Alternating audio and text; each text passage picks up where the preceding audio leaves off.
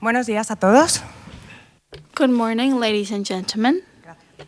Buenos días a todos. Bienvenidos a esta mesa de redonda. Welcome to this round Como es de table. esperar, la adecuada gestión de los riesgos As can be expected, in order to manage catastrophic risk, we need to estimate loss in order to reflect the real exposure of the insured risks.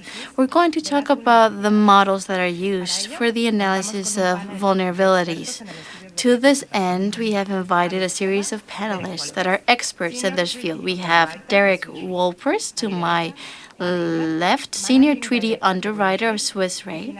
I have to my right Juan England, managing director of Willis Re, and Michael Sprangler, representative in Europe. Welcome to all three of you, and thanks very much for being here with us today.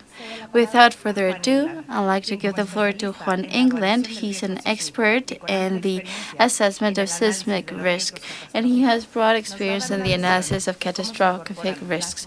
He's going to explain to us how the vulnerabilities are assessed and measured.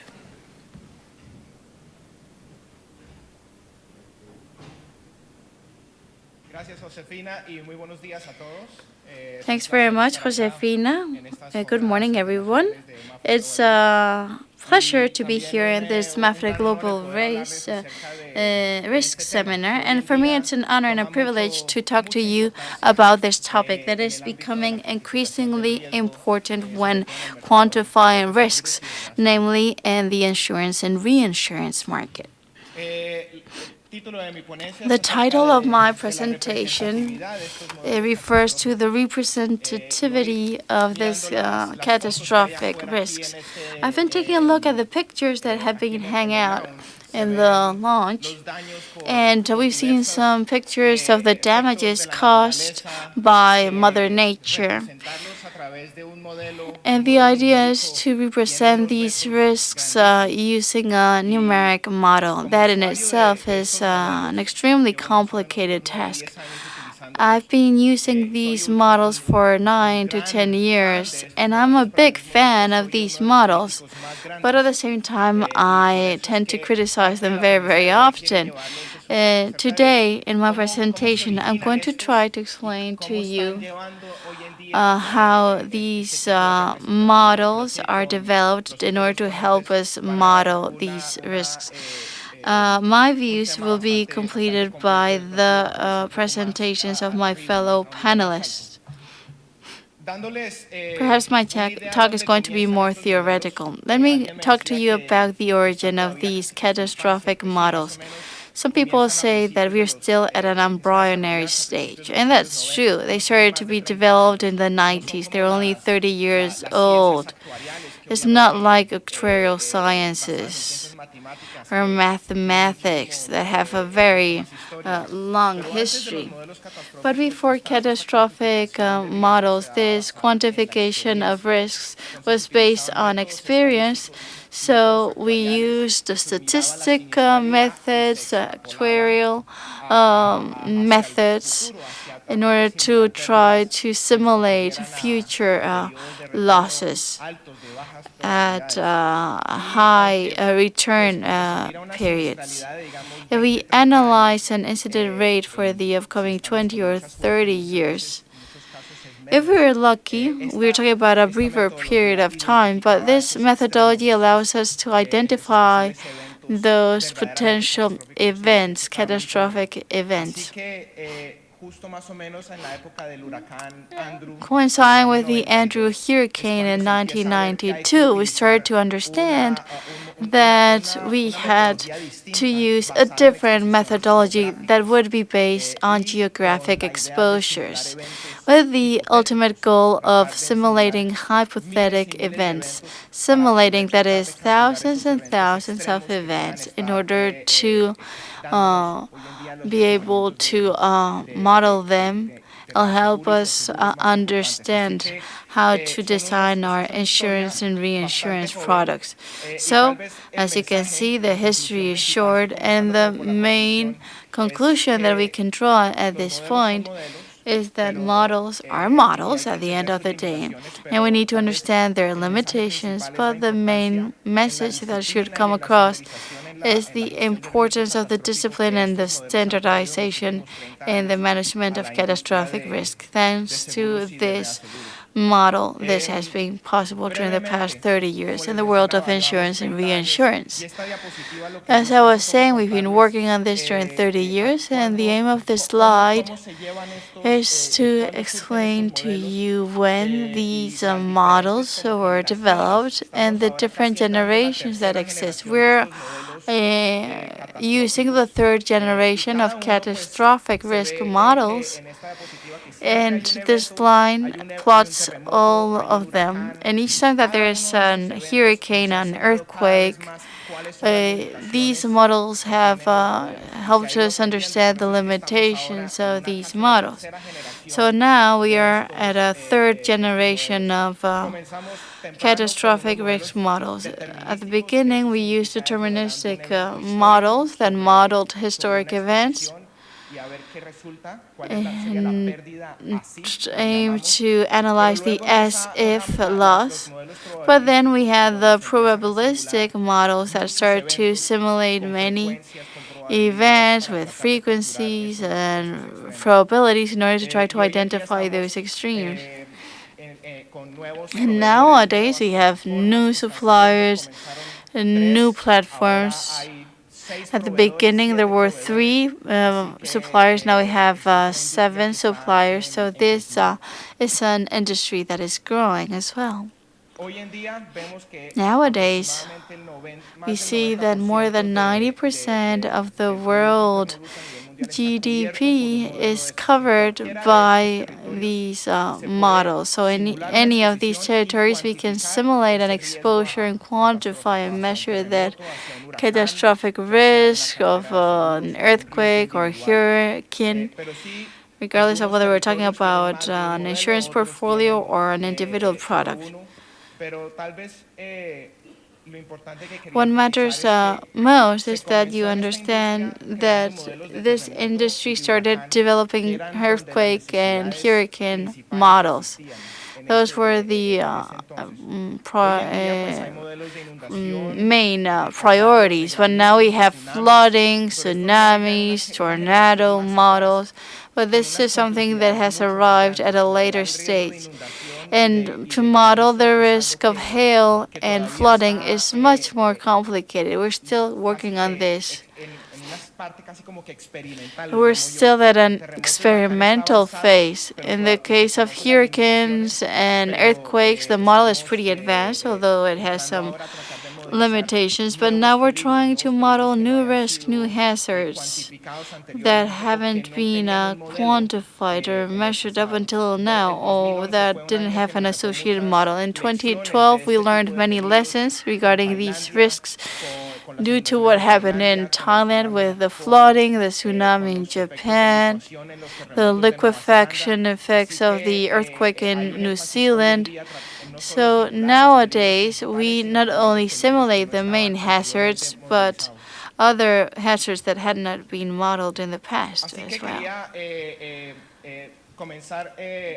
I wanted to start with some initial considerations before I go into the crux of the matter. Each time I analyze a portfolio, each time I analyze a specific model, I bear in mind that models are developed today based on scientific grounds and on engineering grounds. And this is a great advantage because the research that exists regarding earthquakes and hurricane is very, very advanced. And those models grasp the science that already exists in representing the vulnerability and the risks and hazards. However, models need to be calibrated, as all models. And these models are calibrated using historical events, such as past earthquakes or hurricanes. The challenges in this calibration process are that the insured losses are lower, much lower than the economic loss. suffered by the country or the region that is affected by that disaster. So trying to calibrate a model in which you have economic and market information as well is in itself very challenging, and we need to understand what those challenges are. And as all model, we also need to understand the assumptions and the limitations. And since these models are based on exposure, the information that is used is very, very important. In each model, we need to screen the information, understand that we need to discriminate information as well.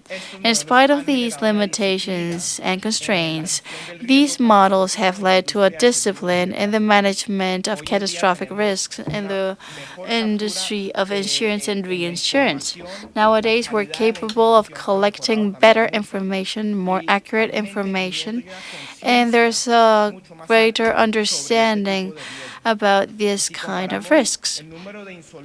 And if we compare the number of insolvencies in the insurance sector between 1992 after Andrew and 2005 after Katrina, we see that there are great differences. And this discipline has helped us enormously in managing and handling catastrophic risks. As for the vulnerabilities, it's very important that we understand and represent what models represent. In my next slides, I aim to show you the sensitivity of models to the information that is fed into them. This slide depicts the situation in Colombia using the 4 available models in the industry. And it's the same risk. In this case, we're talking about a risk with particular activity characteristics, construction characteristics, and we've covered the entire territory that is modeled. Where you see the darkest or reddest color is where the model is giving us higher vulnerabilities or loss than in other areas. So what we can observe and conclude is that the geographic location, and these are models based on geographic locations, is very, very important to represent the risk to which a region is exposed. And secondly, all models can yield different results. And that's something very interesting as well, because we conduct the modeling analyses and we obtain 4 or 5 results that differ from that of the modeling companies. And we need to understand the limitations of each model in order to be able to provide advice and to define what model is most appropriate, most accurate, and represents best that particular risk. In terms of activities, and this is an issue that is perhaps most relevant considering the subject matter of this conference, and this is the fact that each risk is associated to different activities. Models are calibrated based on economic loss, and they are governed by average loss. So when we calculate the economic loss, we do this based on a series of risks that are quantified. And based on this, we calibrate the model. And depending on the calibration, we will obtain different results. What is most important is that we define as accurately as possible the activity, the type of construction, the features and characteristics of this risk. This is what we call the vulnerability curve. The vulnerability curve is a parameter designed by the engineering and the calibrator, and the idea is to depict the physical damage that a structure will suffer and depending on the intensity of that threat or danger. Here you can see on the slide that there are 30 curves to depict the different kinds of activities, and it is very important that we define those activities as accurately as possible. Depending on the level of accuracy, we will obtain one result or another. In the case of complex industrial risks, these curves, vulnerability curves, are specific, and the aim is to establish a definition that is more specific than that helps us define the activity in a detailed manner. What we must do is to assess whether these curves represent what the engineers see out on the field. That is why it is very, very important to establish dialogue with the engineers to assess whether these curves really represent the reality out there. Here we cover from treatment plants to cooling plants, energy or power plants. The idea is that we defined a great number of risks in a highly defined manner. When we're talking about industrial risk and we're talking about a more standardized portfolio, we can use these models as well. What happens if you don't define the type or year of construction? As I told you, the models are based on scientific and engineering grounds. So if we model a risk, depending on whether it's, let's say, a brick risk or a timber risk, the results will be different. So it's very, very important to feed into the model the information regarding the type and the year of construction. There you see the yellow bar at the center of the graphs. And that's what happens when you tell the model that you don't know what the type and year of construction is. In that case, the model will make its own assumption and will conduct an analysis based on what you fed into the model. And in this particular case, if it's unknown, if the type and year of construction is unknown, the difference in loss and the extent of the loss can be very, very significant. And the same thing happens not only with the type, but with the year of construction. In different countries, there are seismo-resistant construction codes. These codes are updated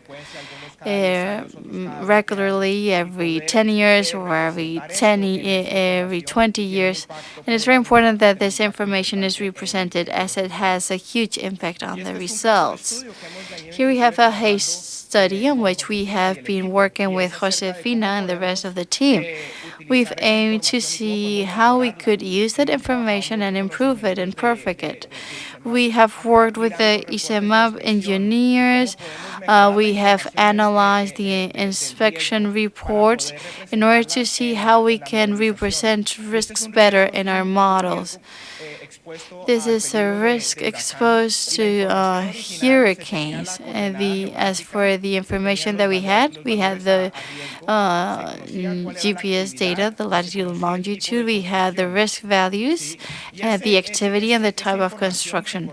This information was fed into the model, and we obtained the result that you can see on the graph depicted in the red line. This is what we call the PML curve that represents the maximum probable loss for different probabilities.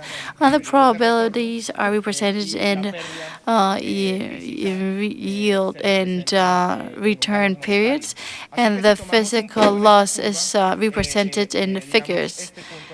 If we take this point here and the curve, for this particular point, the risk amounts to $70 million. But little by little, using the reports and the inspections, we were able to add further information, such as the number of buildings, if there are 3 or 4 modules within the same risk. It's very important that we integrate all 4 of them. with their particular features, the number of floors, the year of construction, whether they have protection in the window panes, seeing whether the houses are protected from hurricanes, the quality of the construction, etc. So as we feed into the model this additional information, we obtain better results. And we were able to reduce the PML from 70 million to 25 million in 10 years thanks to the fact that we fed into the model this additional information. We need to understand what the models represent and how they represent what they represent. And the more information we introduce, the better we will be able to handle the risk.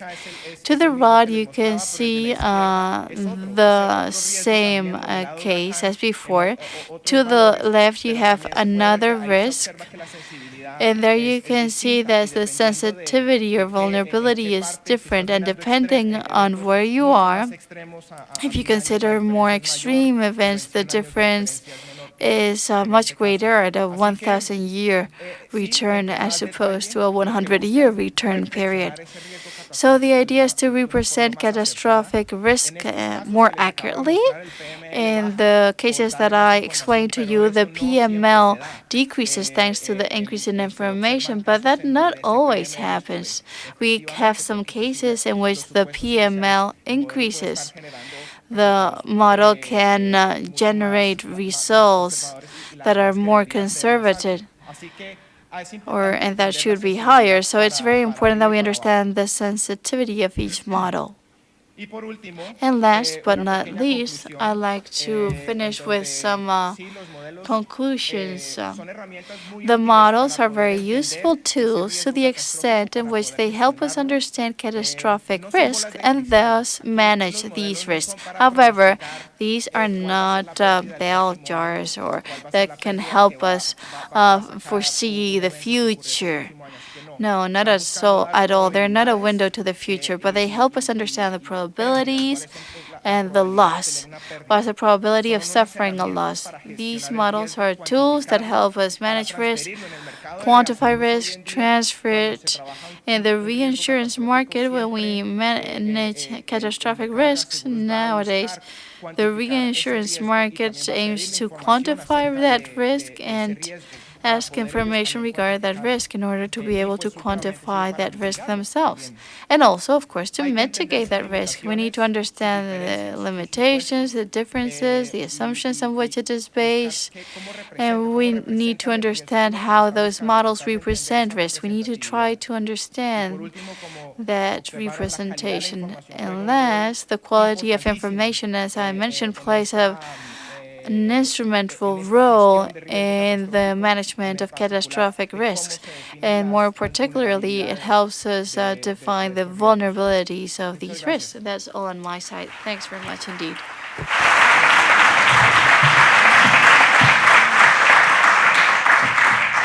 Gracias, Juan. A continuación, Derek Volpert. Well, thank you very much, Juan. Now we have Derek Volpert, an expert in catastrophes, and he will talk about the new vulnerability models and see how we face reality and these models.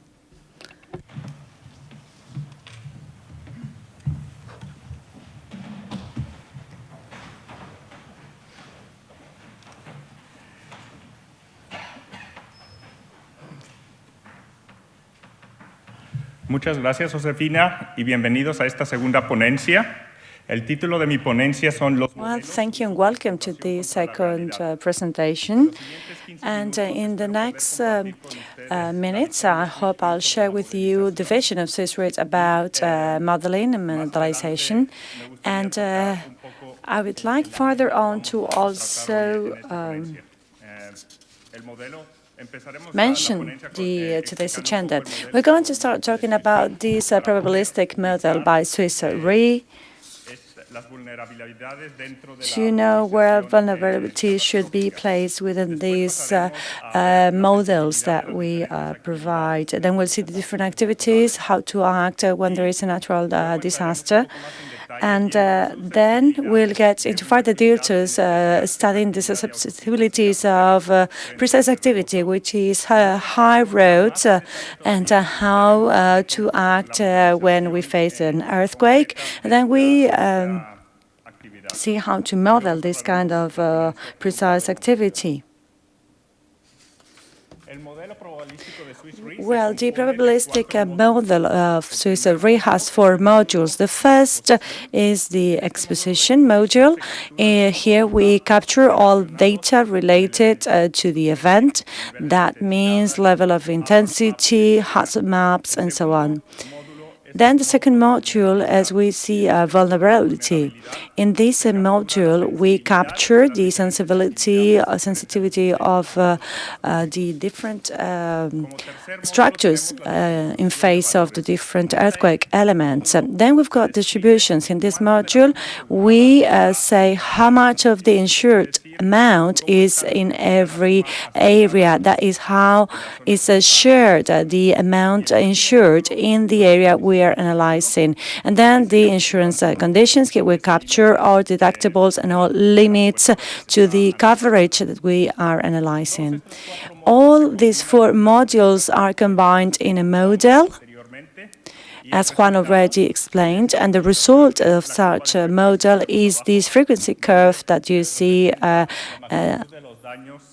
on the down area of the slide, and there you see the recurrence frequency as well, and also the period that we are analyzing.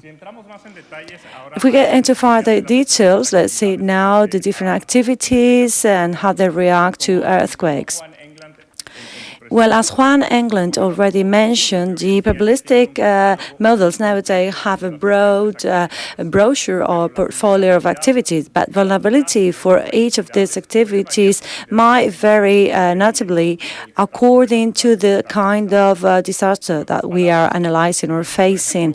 That is to say, if we see a community building, a 10-story building, and we see the earthquake vulnerability curve, is going to be a very different that curve to the one against the flooding, because basically flooding will affect only like the first floor, but not the whole of the building. What I mean is that you've got like a portfolio of activities, and then you might have different kind of vulnerability curves behind it. Here we're going to focus on activities against earthquakes, because it's difficult to tackle the whole of the vulnerabilities as an ensemble. And I'm going to talk basically about 2 which I consider the most important ones and very difficult to manage, and very different to manage. First, we've got the simple ones, which is just like housing, also commercial risk, communities, and restaurants. And these simple activities are very susceptible to earthquakes, and it depends very much on the kind of different building rules of every country. Later on, we'll talk about that. And then we've got the vulnerability curves for this simple risk, which are usually calibrated upon historical data. This is because the data bank we have is very broad, and the elements are very well defined. This is why it's very easy to estimate the mean damage degree. The mean damage degree means that if you have a 1 million condo, and it suffers 1,000 damage, that is what you will get is like a 10% only loss. So that is the loss you get in relation to the amount which is insured. Then deductibles. They play an important role to give a shape to the vulnerability curves. And it depends on the country and the deductibles in every country. These curves might get more or less of a discount. So it varies according to countries, and this is something which is not always taken into account when doing these models. The importance of deductibles are not always taken into account. The second group we're going to assess here is the complex industrial activities. Here we have very different levels of vulnerability. We've got technological industries with a very high, the highest ratio. And then at the end comes highways and roads. Some of you might be shocked when you see that on the bottom of the list we've got the roads and the highways, and it will be interesting later on to debate on it. And in these complex activities, there is an issue we've got to tackle. Usually, activities where there is a high loss of profit, that is coverage for a big amount, usually those are on top of this vulnerability list. What happens here in these complex activities is that we do not have enough experience. There is very rare experience, and this kind of complex activities is even difficult to state the right amount to be able to estimate the mean average degree. Sometimes they're on a top location, sometimes we've got MLs or PLs, and it is very difficult to really define precisely and correctly the amount of loss in relation to the amount insured, because sometimes these risks are not well defined. So this is part of the issue that we have when we face these more complex activities. Then, something which complements what Juan mentioned. And here I'd like to underline the importance of a detailed information. So this is why I have this practical case to show to you what I mean. Let's assume we've got two